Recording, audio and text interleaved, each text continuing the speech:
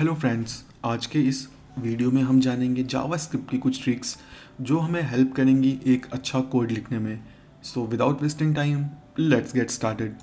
सबसे पहले चेक कर लेते हैं कि हमारा इन्वायरमेंट सही से वर्क कर रहा है कि नहीं। मैं यहाँ पे कुछ भी लॉग कर लेता हूँ और चेक कर लेते हैं। सो कंसोल में हेलो लॉग हो रहा है, दैट मीन्स कि everything is up and running. So जो पहली ट्रिक है वो है रिलेटेड टू ES6 के मेथड इंक्लूड्स। उसके लिए हम एक सिनेरियो समझते हैं। सपोज़ करो एक एयरलाइन सर्विस है जो कुछ पेट को अलाउ करती है ट्रैवल करना इन प्लेन और कुछ को नहीं अलाउ करती। तो अगर हमें चेक करना है कि ये पेट अलाउड है या नहीं, तो उसके लिए हमें कुछ कोड लिखना पड़ेगा जो कुछ इस तरह से लिखा जाएगा। सबसे पहले एक वेरिएबल होगा जिसमें पेट का नाम या पेट का टाइप रहेगा, तो हम पेट का टाइप ले लेते हैं, माई पेट टाइप डॉग। अब जो सॉफ्टवेयर होगा उसमें कुछ चेक लगे होंगे चेक करने के लिए कि भाई जो यूज़र का पेट है वो किस टाइप का है। तो चलिए वो चेक भी ऐड कर देते हैं। यहाँ पे अगर मेरे पेट का टाइप है डॉग या फिर मेरे पेट का टाइप है कैट या फिर मेरे पेट का टाइप है बर्ड, तब तो भाई यूज़र को अलाउ कर दो फ्लाई करने के लिए, लेट देम फ्लाई। और अगर ऐसा नहीं है तब उनको रोक दो,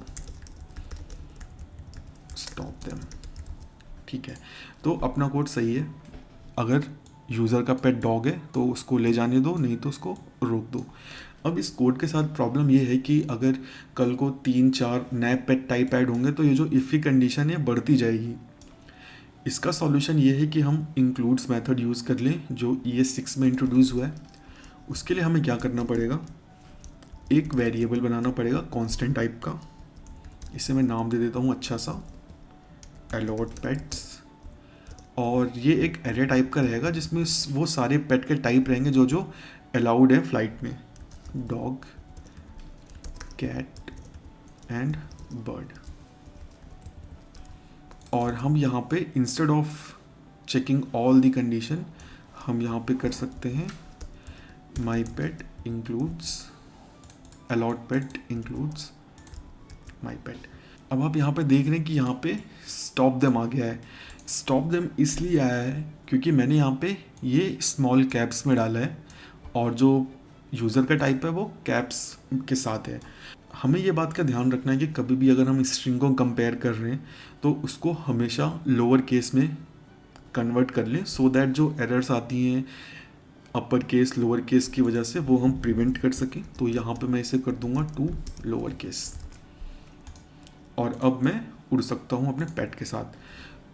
तो आपने देखा कि कैसे इंक्लूड्स का यूज़ करके हम अपने कोड को और छोटा कर सकते हैं। अब देखते हैं अगली टिप। अगली टिप रिलेटेड है एक फंक्शन से, तो चलिए एक फंक्शन बना लेते हैं और इस सम का काम है दो नंबर को जोड़ना और उनके सम को रिटर्न करना। तो चलिए इन दो नंबरों के सम को हम रिटर्न कर देते हैं, a+b। और यहाँ पे हम कंसोल कर लेते हैं सम को कुछ वैल्यूज़ के साथ, 2 + 2 = 4। ठीक है, अब मान लेते हैं कोई दूसरा बंदा आता है और वो सेकंड आर्ग्यूमेंट पास ही नहीं करता। इस केस में क्या NaN आ गया, और अगर ये रिज़ल्ट हम UI पे दिखा रहे हैं तो जो एंड यूज़र है उसको NaN दिखेगा, जो कि एक बहुत ही गलत UX है। इसको हम हैंडल कर सकते हैं without doing any if check. ES6 में एक फंक्शनैलिटी इंट्रोड्यूस हुई है जिसमें हम फंक्शन के जो आर्ग्यूमेंट्स हैं उनको हम डिफ़ॉल्ट वैल्यूज़ दे सकते हैं। सो फॉर एग्जांपल A को मैंने डिफ़ॉल्ट वैल्यू 0 दे दी, B को मैंने डिफ़ॉल्ट वैल्यू 0 दे दी। इससे होगा क्या, अगर यूज़र कोई भी वैल्यू पास नहीं करता है तो ये 0 असाइन हो जाएंगे A और B में। अब अगर मैं इसे सेव करता हूँ और रन करूँगा तो आप देखेंगे कि जो कंसोल है वहाँ पे ये 2 लॉग हो रहा है। इसको मैं कमेंट कर देता हूँ क्योंकि डिफ़ॉल्ट वैल्यू 0 असाइन हो गई है B में। अब आप इस 0 को कुछ भी कर सकते हैं, इट्स अप टू यू। मैं इसे अगर 10 कर दूंगा तो 2 में 10 ऐड हो जाएगा और 12 आ जाएगा। सो इस ट्रिक का यूज़ करके आप ऐसी एरर्स को प्रिवेंट कर सकते हैं। अगली जो ट्रिक है वो भी इसी से जुड़ी हुई है। अगर आप चाहते हैं कि भाई अगर यूज़र कोई पैरामीटर मिस कर दे तो उसको कोई एरर लॉग हो जाए कंसोल में, तो ये भी आप कर सकते हैं। उसके लिए आपको क्या करना पड़ेगा, आपको एक फंक्शन बनाना पड़ेगा, फंक्शन चेक पैरम्स, और यहाँ पे आप पैरम नेम पास कर दीजिए और इसको एरर के साथ लॉक कर दीजिए। क्या कि भाई हम यहाँ पे टेम्पलेट लिटरल का यूज़ कर लेते हैं, पैरम नेम इज़ रिक्वायर्ड। अगर आप चाहो तो फंक्शन का नाम भी प्रिंट कर सकते हो। यहाँ पे मैं फंक्शन का नेम भी ले लेता हूँ, fn नेम, इसको छोटा कर देते हैं सो दैट सब एक लाइन में आ जाए, एक स्क्रीन में। ठीक है, अब इसको यूज़ कैसे करना है, इंस्टेड ऑफ डिफ़ॉल्ट वैल्यू 10 आप ये फंक्शन पास कर दो नाम के साथ। इस पैरम का नाम क्या है, बी, और फंक्शन का नाम है सम। और अब जब मैं इसे सेव करूँगा तो आप देखेंगे कि कंसोल में एरर आ चुकी है, बी इज़ रिक्वायर्ड इन सम। सो इसका यूज़ करके आप यूज़र को नोटिफाई कर सकते हैं कि हेलो भाई तुमको ये पैरामीटर पास ही करना है, इसको तुम स्किप नहीं कर सकते हो। सो अब नेक्स्ट की तरफ मूव करते हैं। मैं एक छोटा सा पीस ऑफ कोड यहाँ पर लिखता हूँ। मैं यहाँ पर एक वेरिएबल बना लेता हूँ, const my name equal to React, और यहाँ पे मैं कंसोल कर लेता हूँ my name dot to upper case. ठीक है, तो यहाँ पर रिएक्ट अपर केस में लॉग हो चुका है। अब कई बार होता क्या है कि ये जो माई नेम है ये हमें सर्वर से मिलता है और वो अनडिफाइंड आ जाता है। सो फॉर एग्जांपल अगर मान लो यहाँ पे अनडिफाइंड हो गया तो मेरा प्रोग्राम क्रैश हो जाएगा कि भाई अनडिफाइंड पे अपर केस एग्जिस्ट ही नहीं करता। तो इन सिनेरियोज को हम हैंडल कर सकते हैं बाय यूजिंग डिफ़ॉल्ट वैल्यूज़। अब डिफ़ॉल्ट वैल्यूज़ हम वेरिएबल में भी यूज़ कर सकते हैं। कैसे, मैं यहाँ पर क्या माई नेम को तो यूज़ करूँगा ही करूँगा, साथ में पाइप साइन लगा दूंगा कि भाई अगर माई नेम नहीं है तो एक डिफ़ॉल्ट वैल्यू ब्लैंक स्ट्रिंग चली जाएगी। अब यहाँ पे भी आप कुछ भी डाल सकते हैं, मैं यहाँ पे na डाल देता हूँ तो आप देखेंगे यहाँ na लॉग हो चुका है। तो आप कभी भी अगर कोई फंक्शन कॉल कर रहे हो किसी वेरिएबल पे तो ये ज़रूर चेक कर लो कि वो एग्जिस्ट करता है कि नहीं। Same goes with array. कई बार क्या होता है कि हमारे पास सर्वर से डेटा आता है, फॉर एग्जांपल डेटा मान लो कि ये सर्वर से आ रहा है और ये अनडिफाइंड है, और हम क्या करते हैं इस पर सीधे मैप चला देते हैं। यहाँ पे मैं यहाँ पे जो भी वैल्यू आती है उसको ही रिटर्न कर देता हूँ x। तो यहाँ पे क्या प्रोग्राम क्रैश हो जाएगा। तो भाई इसके लिए भी आप क्या कर सकते हो कि यहाँ पर चेक कर लो सो दैट एटलीस्ट आपकी एप्लीकेशन ना क्रैश हो, यूज़र को एक स्मूथ बिहेवियर मिले। अब अगली ट्रिक की तरफ मूव करते हैं। अगली ट्रिक के लिए हम क्या करते हैं, ऑब्जेक्ट बना लेते हैं, const person equal to name XYZ age 23 and department is like IT। ठीक है, और एक फंक्शन है जिसमें मुझे इसको पास करना है, फंक्शन शो मी एम्प्लॉई, और इस पे आएगा मेरा ऑब्जेक्ट, और ये क्या करेगा बस सिंपली इसको लाइक लॉक कर देगा। टेम्पलेट लिटरल का यूज़ कर लेते हैं यहाँ पे, हेलो बंद कर देते हैं और इसे लॉक कर लेते हैं। ठीक है, और अब क्या इसको कॉल कर लेते हैं, यहाँ पे पर्सन ऑब्जेक्ट पास कर देते हैं। ठीक है, यहाँ पर लॉग हो गया, hello mister XYZ your age is 23 and you will work in IT department. तो अब यहाँ पे प्रॉब्लम क्या है कि टाइम के साथ ये कोड बढ़ेगा और मे बी ये स्ट्रिंग भी बड़ी हो जाए, और आप हर जगह इस object dot name object dot age use कर रहे हो। तो जो बंदा डिबग करेगा उसे पता ही नहीं चलेगा कि आप इस ऑब्जेक्ट के अंदर से क्या क्या चीज़ें निकाल रहे हो।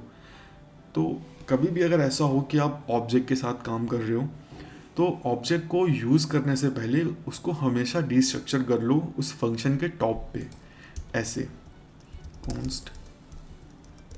इससे दो फायदे होंगे। एक तो यूज़र को, मतलब यूज़र मतलब जो अनदर डेवलपर होगा, या आप ही 1-2 महीने बाद जब कोड देखोगे तो आपको पता चल जाएगा कि आप इस फंक्शन में क्या क्या यूज़ कर रहे हो, नेम, एज और डिपार्टमेंट। एक फ़ायदा तो ये होगा कि आपको पता चल जाएगा क्या क्या आप यूज़ कर रहे हो। सेकंड, आप यहाँ पे डिफ़ॉल्ट वैल्यूज़ दे सकते हो। बाई चांस अगर यहाँ पे इस ऑब्जेक्ट में ये कीज़ एग्जिस्ट नहीं करती हैं तो कुछ डिफ़ॉल्ट वैल्यूज़ चली जाएंगी और यूज़र को एक सेंसिबल सा मैसेज दिखेगा रेदर देन अनडिफाइंड। ये हम अभी देख भी लेते हैं और इसे सेव करता हूँ तो सेम आउटपुट यहाँ पे आ गया। अब मैं क्या करता हूँ, डिपार्टमेंट को हटा देता हूँ और यहाँ से डिफ़ॉल्ट वैल्यू भी हटा देता हूँ और अब सेव करता हूँ। अब देखिए यहाँ पे डिपार्टमेंट इज़ अनडिफाइंड आ गया, जो देखने में बिल्कुल भी अच्छा नहीं लग रहा। तो आप यहाँ पे या तो ब्लैंक स्ट्रिंग डाल दो या तो एन डाल दो, सो दैट यूज़र को, मतलब एंड यूज़र को एक अच्छी चीज़ देखने को मिले। ठीक है, अगली चीज़ है, अब मैं चाहता हूँ कि यहाँ पर कुछ भी तभी लॉग हो जब यूज़र की एज 20 से ज़्यादा हो। तो मैं क्या करूँगा, if obj.age is greater than 20 console.log valid। ठीक है, वैलिड लॉग हो गया। अब मैं पहले इसे डिस्ट्रक्चर कर लूँगा, age equal to 0 and obj, और इसे हटा देते हैं। ठीक है, अब मैं चाहता हूँ कि अगर ये एज एग्जिस्ट करती है, फॉर एग्ज़ाम्पल कि अगर यूज़र की एज 0 से बड़ी है तभी ये यहाँ पे वैलिड प्रिंट हो, ये सही चल रहा है।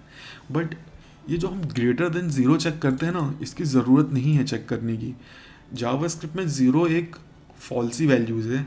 दैट मीन्स कि लाइक अगर आप इसे हटा भी दोगे तब भी लाइक अगर ये 0 रहेगा तो ये एल्स में चला जाएगा। आपको एक्सप्लिसिटली चेक करने की ज़रूरत नहीं है कि कोई भी चीज़ 0 से बड़ी है। ये अक्सर हम एरे की जब लेंथ चेक करते हैं तब हम ये चेक लगाते हैं, जैसे कि एक एरे है और हम अक्सर ये करते हैं, if array dot length greater than 0।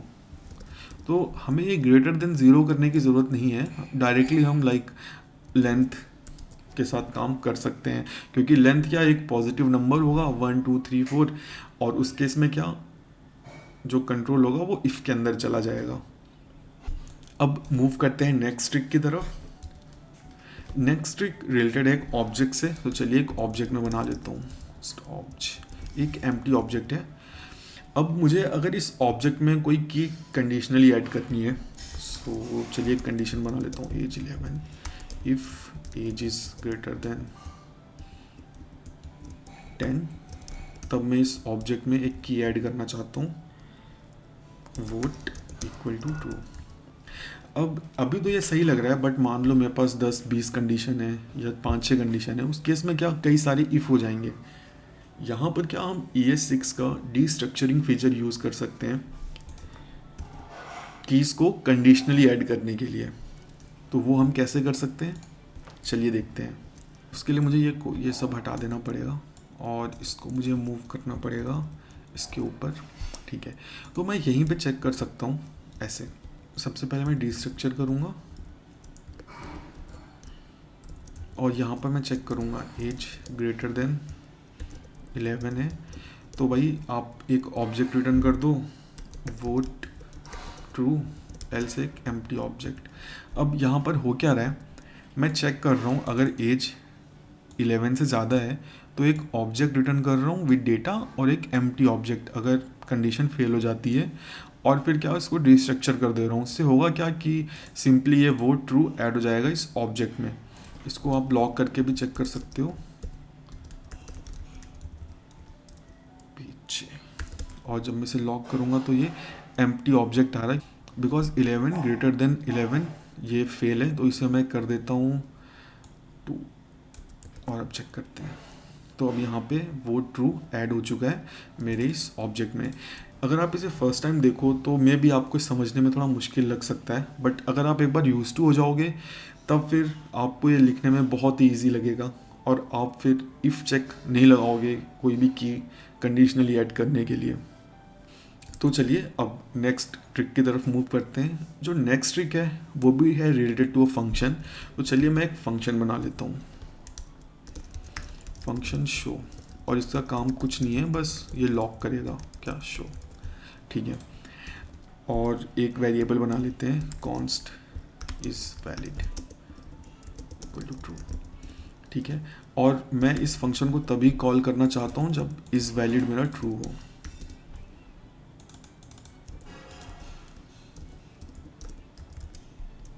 ठीक है, तो अभी कोड हमारा सही चल रहा है, बट इसमें जो प्रॉब्लम है वो है ये, यहाँ पे मैं 3 लाइन लिख रहा हूँ, इसको मैं एक लाइन में भी लिख सकता हूँ इस तरह से, इज़ वैलिड एंड और अपना ये फंक्शन।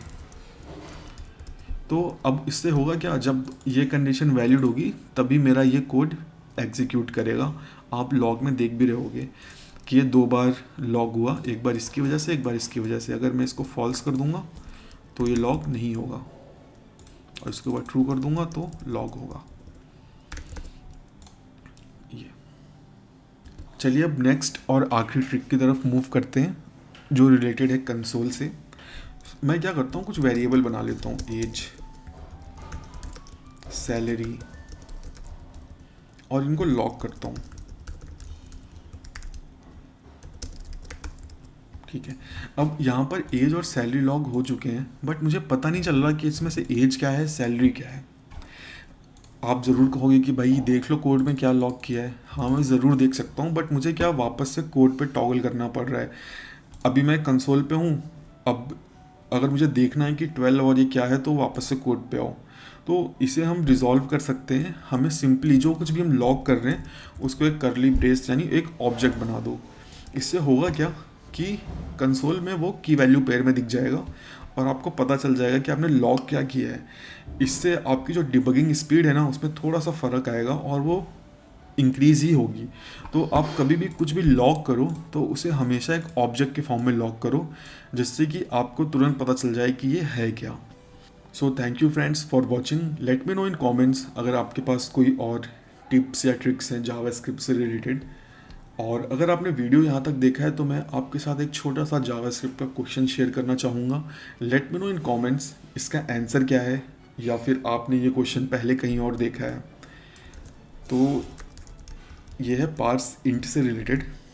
मैं क्या करता हूँ, कुछ कंसोल करता हूँ, console dot log parse int, और यहाँ पे एक स्ट्रिंग में पास कर रहा हूँ। पार्स इंट क्या करता है, स्ट्रिंग को इंटीजर में कन्वर्ट करता है। यहाँ पर मैं पास करता हूँ 21 मल्टीप्लाइड बाई 10। आपको ये बताना है कि कंसोल में क्या प्रिंट होगा, और मुझे बताइएगा कि अगर आप चाहते हैं कि मैं इस पार्स इंट या इस क्वेश्चन को डिस्कस करूँ अपने नेक्स्ट वीडियो में।